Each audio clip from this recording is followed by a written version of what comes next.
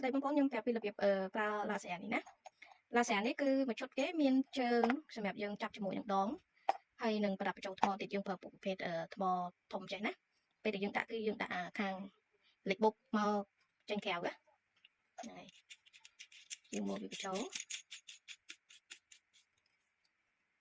ភ្លើងវាគឺចេញខ្លាំងអញ្ចឹងឡាសែហ្នឹងណាគឺចេញអញ្ចឹងបងប្អូនហ្នឹងហើយភ្លើងហ្នឹងក៏យើងអាចសេរីបានឧទាហរណ៍ថាពេលដែលបងប្អូនយកទៅដាក់នឹងដងយកទៅដាក់នឹងដងគឺយើងចាប់ពីអញ្ចឹងណាដល់ពេលអញ្ចឹងយើងត្រូវចុងការទៅអាភ្លើងឡាសែហ្នឹងគឺវាចេញអត់តន់ចំគោលដៅទេអញ្ចឹងបងប្អូនចង់ឲ្យសេរីឡើងលើចុះក្រោមឬមួយក៏ឆ្វេងស្ដាំទៀតដើម្បីឲ្យវាចំគោលដៅបងប្អូនមូលកន្លែងនេះចេញមកមូលជ័រនឹងចេញមក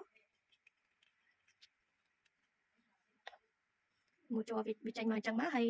កន្លែងនេះគឺយើងមូលវាសេរីយើងយកសោតាន់ហ្នឹងមូលសេរីវាបានណាឡើងលើចុះក្រោម